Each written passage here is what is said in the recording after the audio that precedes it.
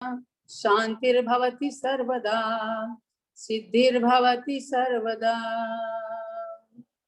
धर्म तीर्थ पर विराजमान समस्त जिन बिंबों के लिए मेरा कोटि कोटि नमोस्तु। परम पूज्य गणधराचार्य श्री कुंथु सागर महाराज, जिनका अमृत महोत्सव मनाया जा रहा है, उनके श्री चरणों में बारंबार मन वचन काय से त्रिबार त्रिकाल नमोस्तु नमोस्तु नमोस्तु महाराज जी। और उनके प्रभावक शिष्य श्री गुप्ती नंदी महाराज जी, जो धर्म तीर्थ पर विराजमान हैं और जिनके पावन सानिध्य में ये कार्यक्रम विश्व शांति अमृत वृषभोत्सव का कार्यक्रम चल रहा है, उनके श्री चरणों में सिद्ध भक्ति शुद्ध भक्ति आचार्य भक्ति पूर्वक बारंबार नमोस्तु नमोस्तु महाराज जी नमोस्तु। और संघस्थ जितने भी संतगण महाराज जी हों, उनके चरणों में नमोस्तु। आरिका माताओं के लिए प्रतिवंदामी। और मैं अपने विषय पर आती हूँ। विश्व शांतिम समृद्धिम चा कुर्वन्तु परमेश्वराः। 24 तीर्थंकर परमेश्वर भगवान विश्व शांति और समृद्धि को करने वाले होते हैं, जिनके स्मरण मात्र से संसार के सभी कार्यों की सिद्धि होती है, जगत में शांति की स्थापना होती है।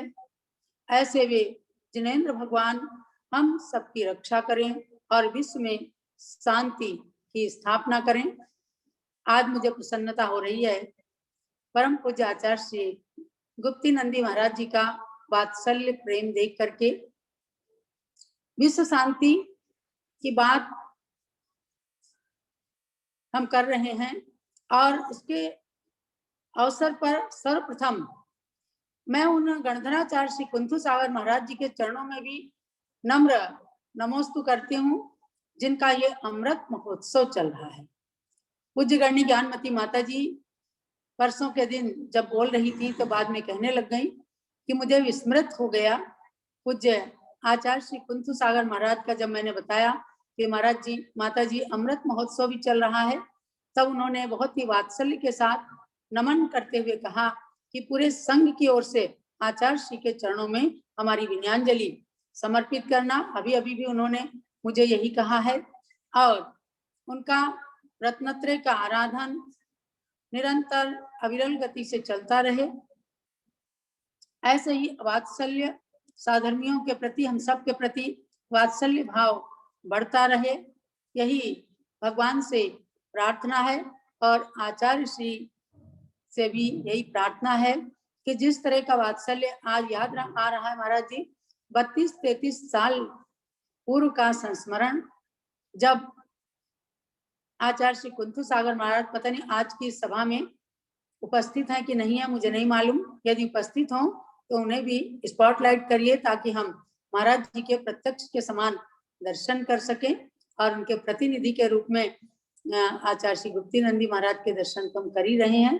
तो जब सन 89 में यानी 1989 में आचार्य श्री कुंथु सागर महाराज जी का संघ हम लोग जम्बूद्वीप हस्तिनापुर में लेकर के आए थे।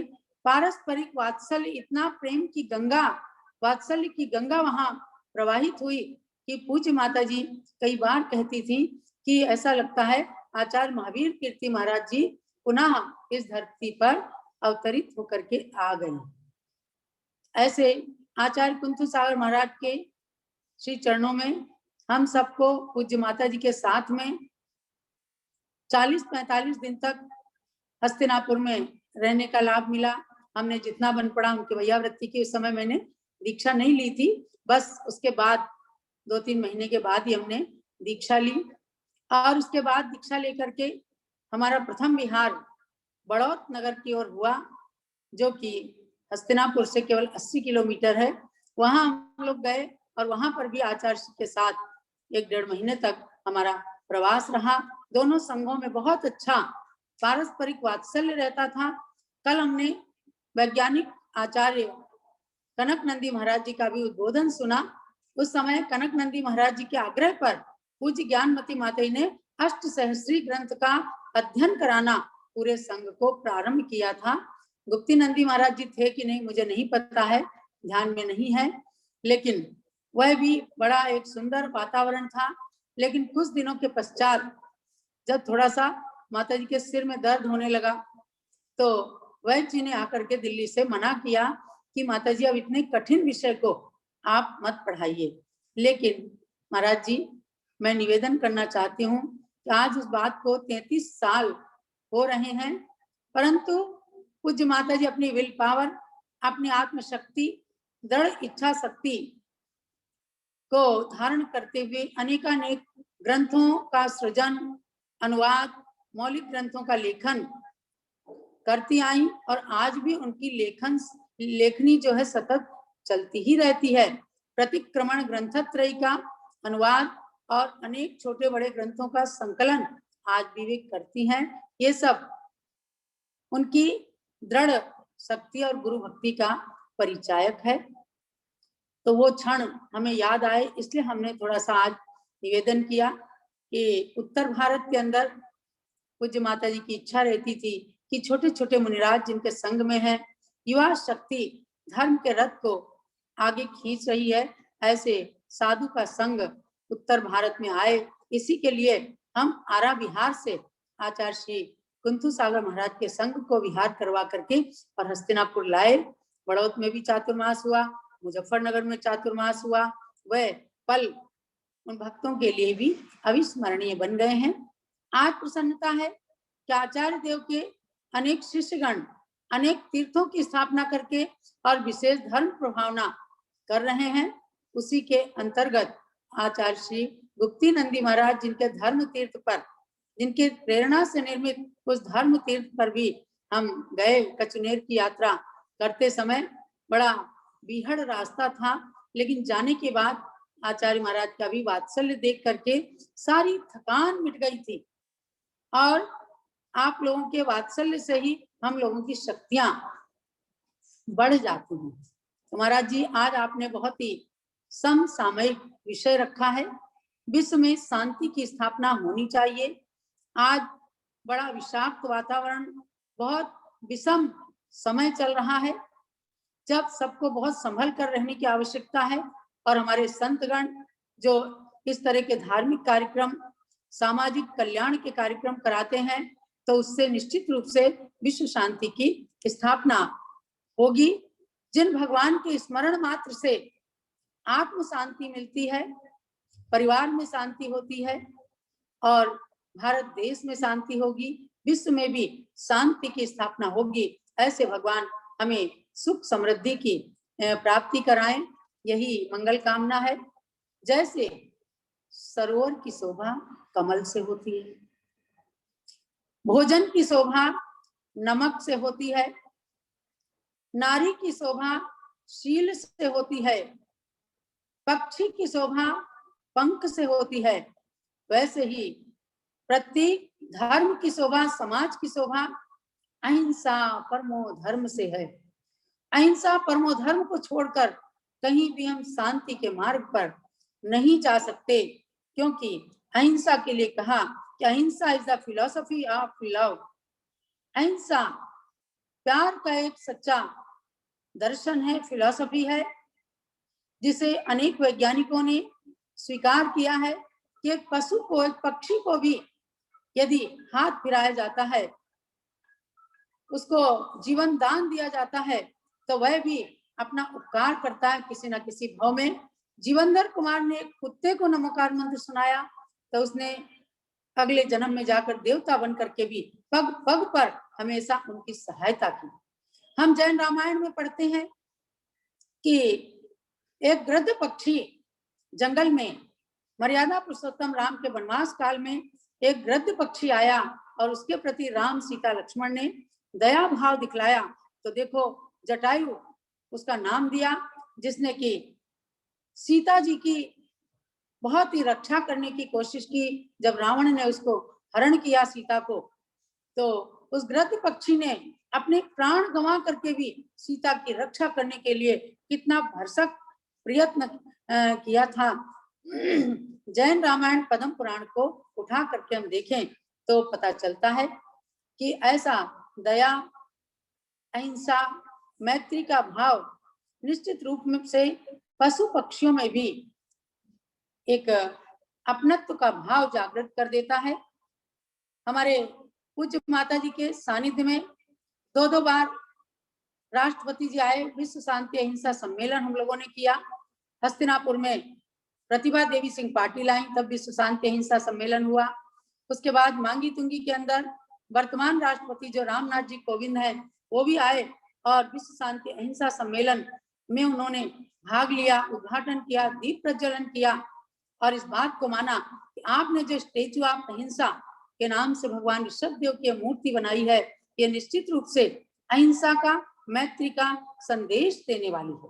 महाराज जी उस समय जब हमारे रविंद्र कीर्ति स्वामी जी ने राष्ट्रपति जी को भगवान ऋषभदेव की उसी पाषाण से निर्मित 2.5 फुट की सुंदर प्रतिमा खड्गासन दी, कैसे मुस्कुराते हुए राष्ट्रपति जी ने उसको ग्रहण किया और उन्होंने कहा कि ये राष्ट्रपति कार्यालय में, हमारे कार्यालय के अंदर हमेशा हमेशा विराजमान रहेगी। उस समय मेरे द्वारा एक गीत रचा गया, शांति अहिंसा विश्व प्रेम का दीप जलाना है, मैत्री भाव बढ़ेगा दुनिया में, प्रेम बढ़ेगा जग में, मैत्री भाव बढ़ेगा दुनिया में, शांति अहिंसा विश्व प्रेम का दीप जलाना है, मैत्री भाव बढ़ेगा दुनिया में। हमारे भारत देश की क्या विशेषता है उसको शब्दों में पिरोया है।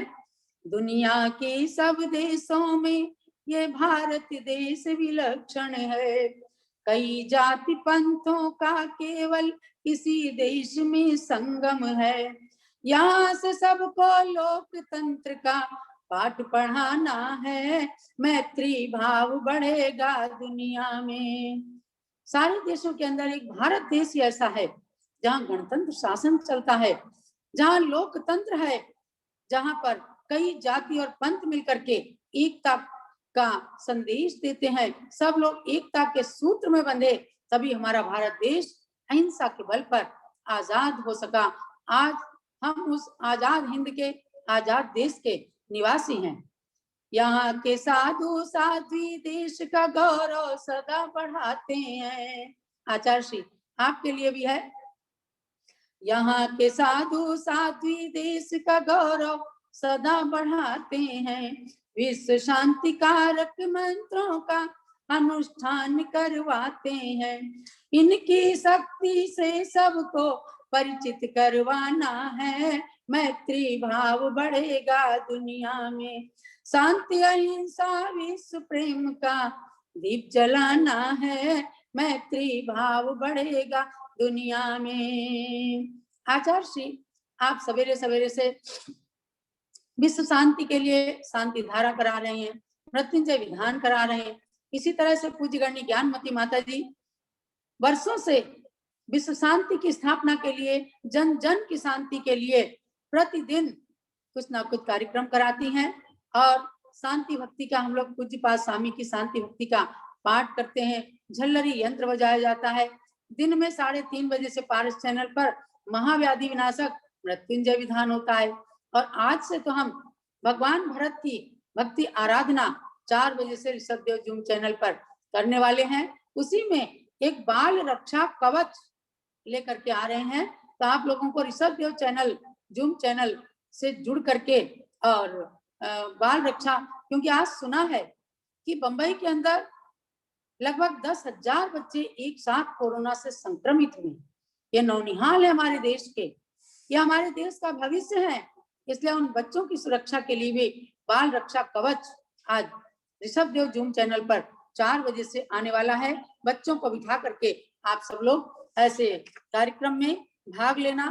तो सबसे बड़ी बात है, चाहे विश्व शांति की बात हो, चाहे अमृत महोत्सव की बात हो, चाहे वृषभोत्सव, भगवान ऋषभदेव के उत्सव को, अभी अक्षय तृतीया पर्व जो 14 मई को आने वाला है, उस निमित्त से भगवान ऋषभदेव का भी गुणगान किया जा रहा है। अयोध्या वो स्थान रहा है जहां युग की आदि में भगवान ऋषभदेव ने जन्म लेकर के जियो और जीने दो का संदेश दिया था। वहीं से आर्ट ऑफ लिविंग का संदेश मिला था। और इस बात को हमें जानना है कि आज भी शांति का संदेश हमें इन तीर्थों से, इन चेतन तीर्थों से, आचार्यों से, भगवंतों से, संतों से, आरिकाओं से प्राप्त होगा। और उसमें जानना है कि संगठन में आज भी बहुत बड़ी शक्ति है। एक छोटा सा उदाहरण बताऊं। एक बार एक व्यक्ति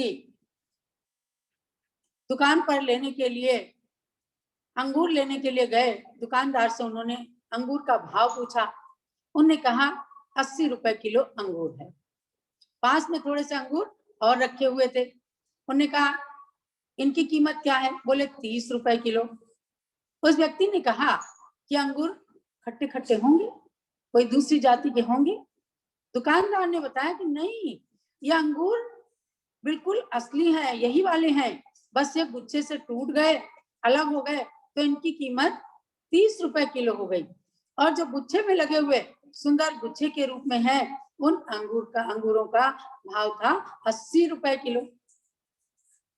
तब खरीदने वाले ने कहा कि अब मैं समझ गया कि अपने संगठन, समाज और परिवार से जब अलग हो जाते हैं तो उनकी कीमत कितनी कम हो जाती है, और संगठित रहते हैं तो उनकी कीमत बहुत ज्यादा रहता है। अर्थात united we stand, divided we fall. जब तक हम संगठित रहेंगे तब तक हम खड़े रहेंगे। हर संकट को जीतने की, सहन करने की हमारे अंदर क्षमता बनी रहेगी। और हम डिवाइड हो जाएंगे, हम विभक्त हो जाएंगे तो हम गिर जाएंगे, हम में सहन शक्ति कम हो जाएगी और हमारे पूरे संगठन और समाज की शक्तियां भी कम हो जाएंगी। इसलिए आज हमारे आचार्य महाराज जी, हमारी ज्ञानमती माता जी जो संगठन का, जो वात्सल्य का परिचय दे रहे हैं, इससे निश्चित रूप से देश के भक्तों को कोरोना ही क्या, कोई भी महामारी को सहन करने के लिए धैर्य, शक्ति, क्षमता ये प्राप्त होंगी। तो हमें ये जानना है कि हम लोगों को ऐसे कार्यक्रमों को करके विश्व शांति का भी परिचय देना है, संकेत देना है। आचार्य श्री कुंतु सागर महाराज के अमृत महोत्सव पर अमृत का पान करना है। महाराज जी 75 साल के पूरे होने वाले हैं। उनके चरणों में बारंबार विनयांजलि है कि उनके वात्सल्य की सरिता हमेशा बहे। आपने अपने शिष्यों को, चाहे वो देवनंदी महाराज जी हैं, चाहे गुप्ती नंदी महाराज जी हैं, इन संतों का साक्षात्कार हमने मांगी तुंगी में भगवान ऋषभ देव की बड़ी मूर्ति के पंच कल्याणक महोत्सव में साक्षात्कार किया। सबका स्नेह देखा, सबका भाव देखा। आचार्य पद्मनंदी महाराज जी भी आए, जो ज्ञानमती माता को साक्षात गणधर कहते थे कि माता जी आप जब गणधर वाणी को सुनाती हैं तो मुझे ऐसा लगता है जैसे साक्षात गणधर बोल रहे हैं। ये सब क्या है? ये वात्सल्य का परिचय है, ये समादर का परिचय है। हम मुंबई में गए, आचार्य महाराज अपने संघ के साथ 2 किलोमीटर तक लेने आ गए। ज्ञानमती माता जी के प्रति इतना समादर था, वो भी कहते थे कि हम ज्ञानमती माता जी को अपनी माँ के रूप में मानते हैं। अर्थात पूज्य ज्ञानमती माता जी आज वर्तमान दीक्षित साधु में सबसे बड़ी साध्वी हैं। उन्होंने राष्ट्रपति आदि को बुला करके विश्व शांति की कामनाएं की हैं, विश्व शांति के सम्मेलन किए हैं। तमाम देशों को यहाँ से पत्र पहुंचे हैं, प्रस्ताव पहुंचे हैं कि अगर हमें विश्व में शांति स्थापना करना है तो हमें अहिंसा का सहारा निश्चित रूप से लेना पड़ेगा। एक लेखक ने कहा कि संसार में सबसे अमीर व्यक्ति कौन है? Who is the richest person in the world? सबसे अधिक धनी व्यक्ति, अमीर व्यक्ति कौन है? तो the answer of this question, इसका उत्तर ये है कि the one who has very little to himself but is willing to share his resources with others। यानी कि जिसके पास कुछ भी नहीं है, उसके बावजूद भी वो दूसरे को बहुत कुछ देने की इच्छा रखता है, वह सबसे बड़ा अमीर व्यक्ति है। वह अमीर व्यक्ति भी गरीब है, जिसके पास करोड़ों अरबों की संपत्ति है, लेकिन दीन दुखी के प्रति एक पैसा भी नहीं निकालता। तो वह भी अमीर होकर के भी धन से अमीर हो सकता है, भावों से गरीब है। लेकिन वो गरीब होकर के व्यक्ति भी बहुत अमीर है, जिसके पास कुछ नहीं है लेकिन संसार को बहुत कुछ देने की इच्छा है। इस तरह से हमारे सबसे अमीर साधु हैं, क्योंकि साधु संसार को बहुत कुछ देते हैं, लेकिन उनके बदले में संसार क्या देता है? आप देखो कि आप गाय को घास खिलाते हैं, वो मीठा मीठा दूध देती है। इसी प्रकार की से संतों को आप रूखा सूखा एक बार भोजन देते हैं तो संत आपको मीठा मीठा उपदेश देते हैं, ऐसे कार्यक्रम देते हैं। बहुत ही प्रसन्नता होती है कि सुबह से लेकर रात तक आज इस भौतिकवादी दुनिया के अंदर जब कोरोना का भयावह वातावरण चल रहा है तो हमारे संतों के माध्यम से जनता को, समाज को जो शांति के संदेश, शांति के सूत्र, महामंत्र, विधान, पूजन, ये कार्यक्रम मिल रहे हैं, ये बहुत अच्छी बात है। इससे निश्चित रूप से कोरोना भी भागेगा और हमारे परिवार भी स्वस्थ होंगे। भगवान ऋषभ देव के बारे में एक शिव पुराण नाम का ग्रंथ है, वैदिक ग्रंथ, उसके अंदर लिखा है अष्टषष्टिषु तीर्थेषु यात्रायां यत् फलं भवेत् श्री आदिनाथ देवस्य स्मरणे नैव तद् भवेत्। क्या कहते हैं शिव पुराणकार? कहते हैं कि 68 तीर्थों की यात्रा का जो पुण्य होता है उतना पुण्य एक आदिनाथ भगवान के स्मरण मात्र से होता है। ऐसे पुण्य को हमें प्राप्त करना है, क्योंकि पंचम काल है। आज साक्षात मोक्ष का दरवाजा नहीं खुला है, लेकिन मोक्ष का मार्ग इन संतों में साकार हो रहा है। तभी पूज्यपाद स्वामी ने कहा कि जब एक शिष्य ने प्रश्न किया किम नु आत्मनो खलु हितम, आत्मा का हित है गुरुदेव किसमें है, क्या है? तब टीका के प्रारंभ में कहा अवाक विसर्गम वपुसाय मोक्ष मार्गम निरूपयंतम मूर्तमेव। इन संतों के लिए कहा कि जो बिना बोले ही अपने काया से, अपने शरीर से मोक्ष मार्ग का निरूपण कर रहे हैं, ऐसे संत में ही आज साक्षात मोक्ष मार्ग दिख रहा है। क्योंकि आत्मा को प्राप्त करने के लिए, परमात्मा को, अपने आत्मा में छिपे परमात्मा तत्व को प्राप्त करने के लिए ही हम लोग तपस्या करते हैं। चाहे मुनिराज हैं, चाहे आरिकाएं हैं। आरिकाओं को भी मुनियों के समान 28 मूल गुणधारी कहा गया है। आज हमारी माता जी अभी कह रही थी, आस्था श्री माता जी, कि 4 महाव्रतों को धारण करने वाली आरिका माताएं। मुझे थोड़ा सा समझ में नहीं आया, क्षमा करना महाराज जी, कि 4 महाव्रत क्यों कहे जाते हैं? 5 महाव्रत अहिंसा, सत्य, अचौर्य, ब्रह्मचर्य और अपरिग्रह, ये 5 महाव्रत हैं। जिस तरह से मुनियों ने इन 5 महाव्रतों को धारण किया, इसी प्रकार से आरिकाओं को भी ये 5 महाव्रत होते हैं। इसीलिए मूलाचार के अंदर, पद्म पुराण के अंदर उपचार महाव्रतिका नाम से आरिकाओं को संबोधन किया है। उपचार महाव्रती है, 28 मूल गुण है, 26 मूल गुण भी मत समझना, क्योंकि एक वस्त्र धारण करना हमारा मूल गुण है। आरिकाएं नग्न नहीं रह सकती, इसलिए तन को ढकने के लिए एक साड़ी धारण करना ये हमारा आचेलक के मूल गुण है। इसीलिए एक ऐलक जो एक लंगोटी मात्र धारण करते हैं, उनसे भी आरिकाओं को बड़ा माना गया है। और बैठ करके आहार करना ये भी मूल गुण है, स्थिति भोजन। हम खड़े होकर के यदि आहार करने लग जाएं तो आगम के विरुद्ध चर्या हो जाएगी। तो 28 मूल गुण हैं, 5 महाव्रत हैं उपचार से। तो इसलिए आप 4 महाव्रत की धारिका आरिका मत कहिए, आप भी 5 महाव्रत की धारिका हैं, 28 मूल गुण की धारिका हैं।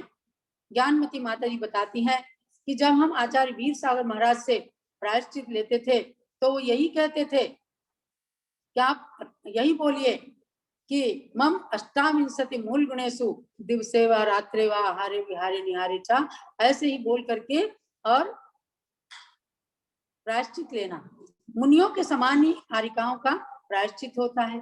मुनियों के समान ही आरिकाओं की समाचार विधि होती है, और जो कुछ उनके लिए कहा गया है कि पर्वत की चोटी पर ध्यान न करें, शीत योग आतापन योग ना करें, बस केवल उसी के लिए उनके लिए रेस्ट्रिक्शन है, बाकी सब कुछ मुनियों की तरह से है। इसीलिए मुनियों के समान ही अष्ट द्रव्य से उनकी पूजा करते हैं। आचार्य महावीर कीर्ति महाराज जी भी इसी तरह से बराबर आरिकाओं को उपचार महाव्रती 28 मूल गुणों की धारिका ही मानते थे। तो ये भी हमें थोड़ा सा सैद्धांतिक रूप से ध्यान में रखना है कि अपनी आचार्य और आर्ष परंपरा के अंदर मुनि और आरिकाओं की चर्या, प्रायश्चित, समाचार विधि सब एक जैसी होती है, ऐसा अपने को समझना है। भारत एक धर्मनिरपेक्ष राज्य है, देश है, जहां पर अनेकानेक धर्म और धर्म गुरुओं के होते हुए भी सब लोग स्वतंत्रता पूर्वक अपने अपने धर्म की मान्यता को, अपने अपने ईश्वर को पूजते हैं। लेकिन अगर दूसरे देश से कभी संघर्ष का, लड़ाई का समय आता है तो सब लोग एक होकर के एकता का परिचय देते हैं, और इसी एकता ने हमारे देश को आजाद करा है। यही एकता पंचम काल के अंत तक मोक्ष मार्ग को ले जाएगी। हम पंथ से, पंथवाद और संतवाद से नहीं बनेंगे। वो चाहे महावीर कीर्ति महाराज कुंथु सागर महाराज के शिष्य हों, चाहे शांति सागर महाराज के शिष्या ज्ञानमती माता जी हैं, चाहे जो भी संघ हो, हम सब एक हैं, क्योंकि एक ही वृक्ष के पत्ते और फूल हैं। सबकी दिगंबरचर्या एक है। सब लोग नग्न ही रहते हैं। साधु, कोई भी किसी भी परंपरा का साधु वस्त्र नहीं पहनता श्वेतांबर परंपरा के अलावा। सारी आरिकाएं एक वस्त्र ही धारण करती हैं, इसलिए हम सब एक हैं।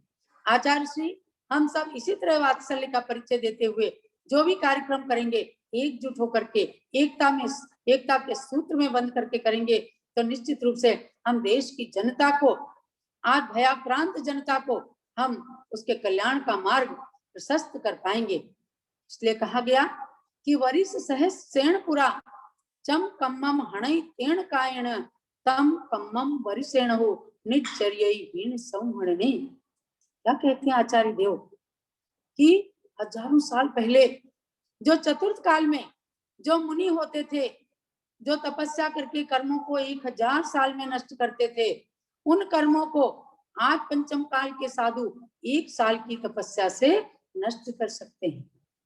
समझिए आस्था श्री माता जी। तो इसलिए हम लोग आज बहुत बड़ी सेल का फायदा उठा रहे हैं। आज सेल लगी है धर्म में, आप 1 साल में अपने कर्मों को निर्जीर्ण कर सकते हैं।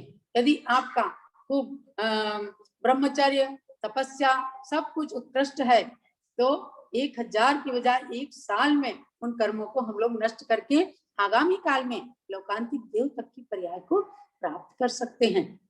आज बहुत ही अच्छा लग रहा है जब ऐसा लग रहा है कि हम लोग बिल्कुल आमने सामने एक ही जगह बैठे हुए।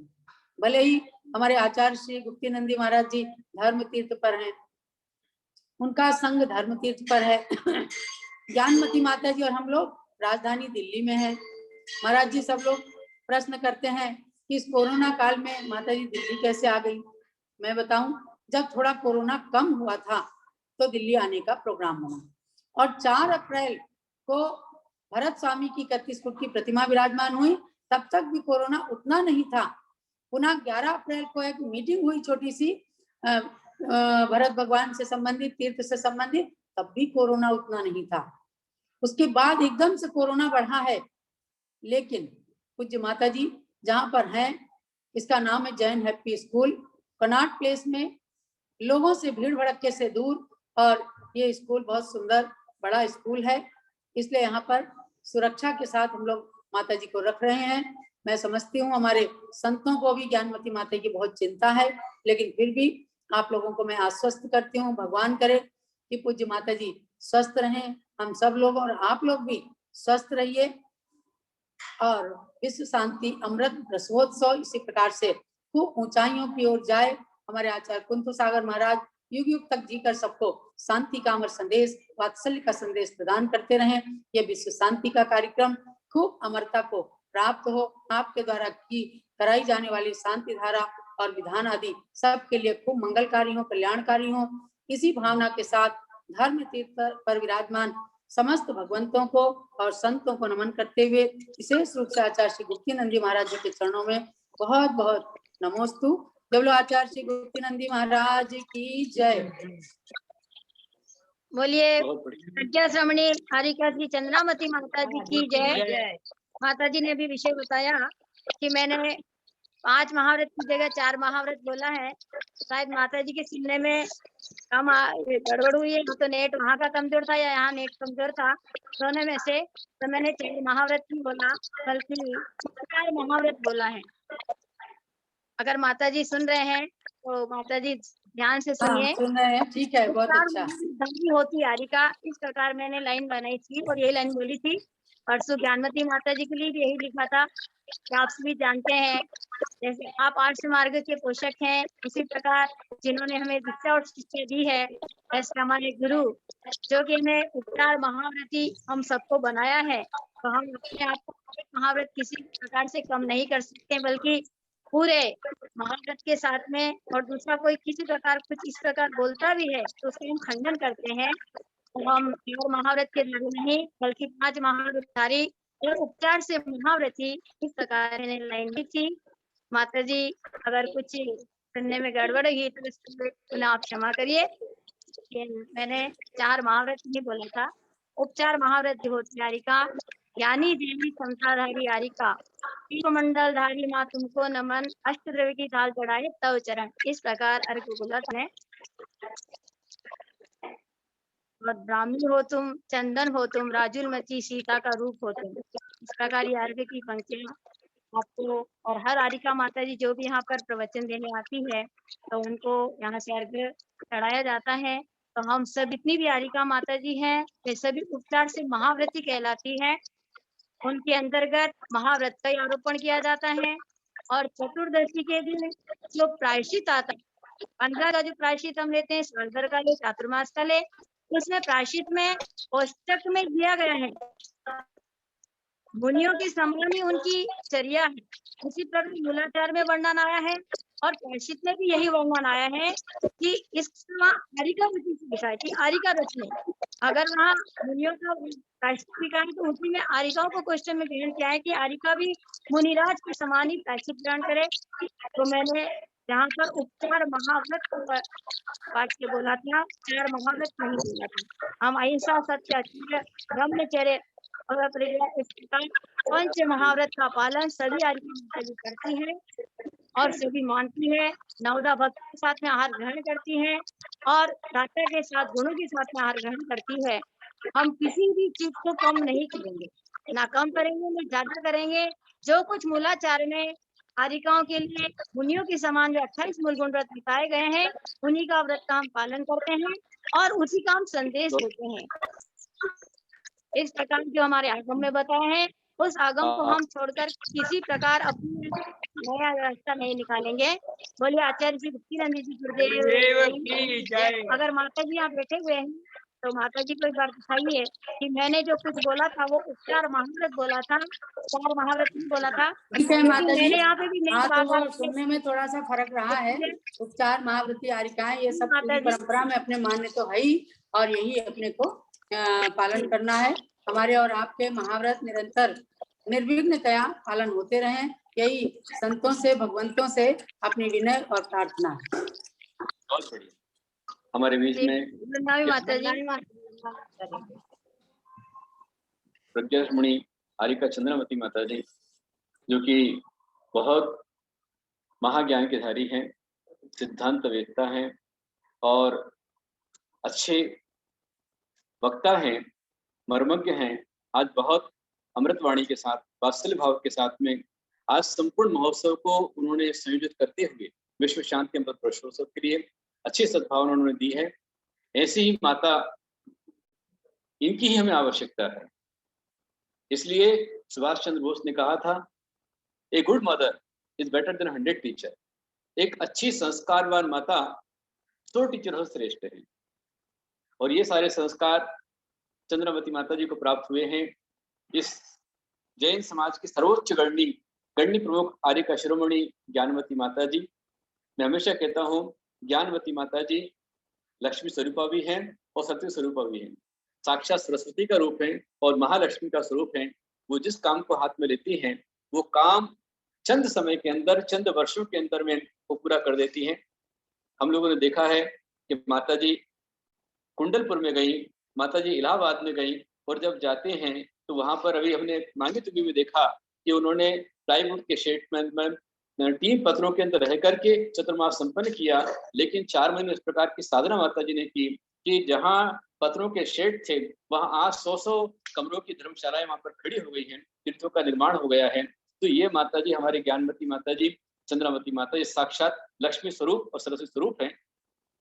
कई कई आचार्य मुनिराज सालों सालों में अपने ग्रंथ पूरे नहीं कर पाते हैं, लेकिन माता जी अपने लगातार अनवरत लेखनी से लिखती रहती हैं। इसलिए मैंने माँ के ऊपर 4 लाइन लिखी है कि नारी, ये सामान्य स्त्रियों के लिए लिखा है मैंने, कि नारी माँ संज्ञा धरती है पर माँ बन नहीं पाती। नारी माँ संज्ञा धरती है पर माँ बन नहीं पाती। माँ शब्द सुनने को लालायित है पर कर्तव्य कर नहीं पाती। माँ शब्द सुनने को लालायित है पर कर्तव्य कर नहीं पाती। माँ वह है जो अपने संतान को मोक्ष का मार्ग दिखा दे। माँ वह है जो अपने संतान को मोक्ष का मार्ग दिखा दे। काश हर प्राणी को जिनवाणी जैसी माँ मिल जाती, काश हर प्राणी को ज्ञानवती जैसी माँ मिल जाती। ज्ञानवती माता जी, चंद्रावती माता जी, हमारे आस्था श्री माता जी, ये सब ऐसी माताएं हैं जो हमारे देश की गौरव है, समाज की गौरव है। हमेशा मैं कहता हूं कि जितनी स्त्रियां हैं, लड़कियां हैं, वे अपने मेकअप में, ड्रेस में, वेश में, सजने में न जाने कितने घंटे का समय लगा देती है। ब्यूटी पार्लर में जाने के लिए भी उनको मेकअप करने में आधा घंटा लगता है। ब्यूटी पार्लर में क्यों जाती हैं? मेकअप के लिए। और वहां जाने के लिए आधा घंटे में और घर के अंदर और करती हैं, कितना भी कर ले। आज यदि मैं आपसे कहूं कि जितनी ये प्रतियोगिताएं होती हैं, miss Indore, miss Maharashtra, miss India, miss world, miss universe, जितनी प्रतियोगिताएं होती हैं, इन प्रतियोगिताओं में यदि एक शर्त रख दी जाए कि जितनी प्रतिभागी वहां बनेगी उन सभी लड़कियों के मुंडन कर दिए जाए, एक ही बाल नहीं रहे, तो मैं समझता हूं कि एक का भी नंबर नहीं आएगा। जितनी भी स्त्रियां हैं, लड़कियां हैं जो मेकअप में लगी रहती हैं, बड़ी टिप टाप सज करके जब बाहर निकलती हैं, सोचती हैं कि लोग हमें देख रहे हैं, परंतु कोई उन्हें नहीं देखता।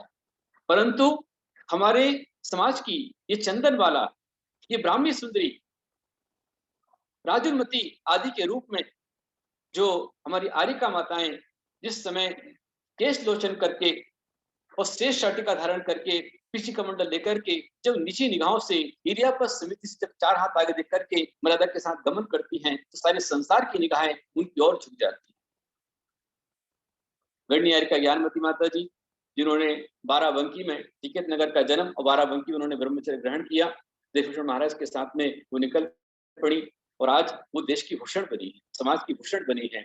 आज हमारे बीच में माता जी का आना हुआ। चंद्रावती माता जी बहुत अच्छी लेखिका हैं, अच्छी कवित्री हैं, अच्छी व्याख्यायिका हैं, अच्छी प्रवचनकार हैं। बहुत अच्छा वात्सल्य माता जी का भाव रहा है। हम लोग जिस समय महाराष्ट्र, राजस्थान से महाराष्ट्र की ओर जा रहे थे, तब मांगी तुंगी पास में ही था। तब ज्ञानवती माता जी ने, चंद्रावती माता जी ने, स्वामी जी ने कमेटी को भेजा कि आप पास में ही हैं, इसलिए आप मांगी तुंगी महोत्सव में आइए। और मांगी तुंगी महोत्सव में हम लोग सभी गए। वृषभगिरी का महोत्सव, अहिंसा, स्टेचू ऑफ अहिंसा, उस महोत्सव में जो अंतरराष्ट्रीय महोत्सव था, उसमें आचार्य देवनंदी, आचार्य श्री पद्मनंदी जी, मैं स्वयं और अनेक अनेक साधु हम लोग वहां पर गए। उसमें ज्ञानवती माता जी का इतना विशाल हृदय था, चंद्रावती माता जी का इतना वात्सल्य हृदय था, और स्वामी जी रविंद्र कीर्ति की इतनी बढ़िया व्यवस्थाएं थी वहां पर कि पूरा संघ वहां पर इस तरह से मिल गया जैसे दूध में जाकर के मिष्टी मिल जाती है। और जब मिलना होता है तो हमेशा आचार्य ने कहा है कि यदि आप सम्यक दृष्टि हैं तो सम्यक दृष्टि का ये लक्षण 8 अंग आते हैं, उसमें आता है वात्सल्य। और वात्सल्य का प्रतीक दिया है धर्मी सो गौ वच्छ प्रीतिकम करजिन धर्म दीपापे। धर्मात्मा का धर्मात्मा से मिलन दाव विछड़े के समान होना चाहिए।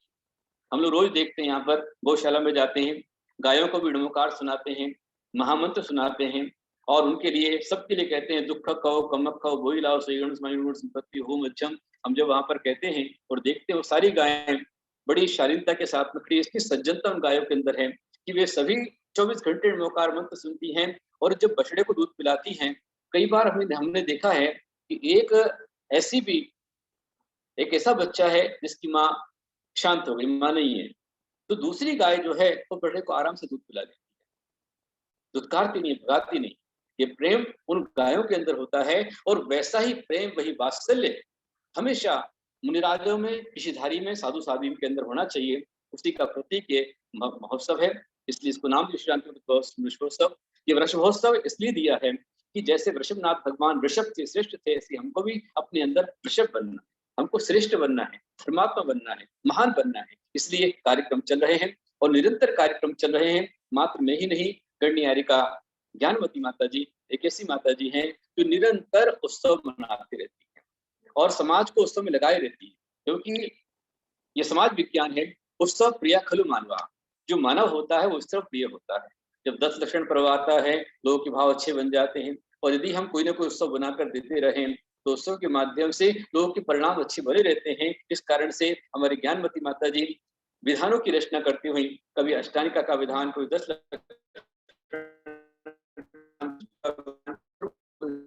विधान, अच्छी रचनाएं करके और नित्य नए उत्सव के माध्यम से आज मैं कहता हूं कि यदि भगवान आदिनाथ भगवान को अंतरराष्ट्रीय स्तर पर यदि उच्चता को प्रदान किया है, पहचान कराई है, तो एकमात्र गणनियारिका ज्ञानवती माता जी हैं जिन्होंने भगवान आदिनाथ की नाना प्रकार की संगोष्ठी ली, सेमिनार किए और जहां गई भगवान आदिनाथ की मूर्ति खड़ी की। आज 108 फीट की मूर्ति पूरे विश्व के अंदर अहिंसा का संदेश दे रही है। ये माता जी का बहुत बड़ा इस समाज के लिए उपकार है। उन्हें अपना कल्याण किया। कितनी अच्छी बात माता जी ने कही कि मैं माला फेरती रही आदिनाथ भगवान की और भक्त माल लगाते रहे और भगवान आदिनाथ की प्रतिमा खड़ी हो गई। ये मालाओं का चमत्कार। इसलिए माता जी हम लोग वृषभोत्सव में लगातार 1 महीने ओम ह्रीम अरम श्री आदिनाथ दिनेन्द्राय नमः इस मंत्र की माला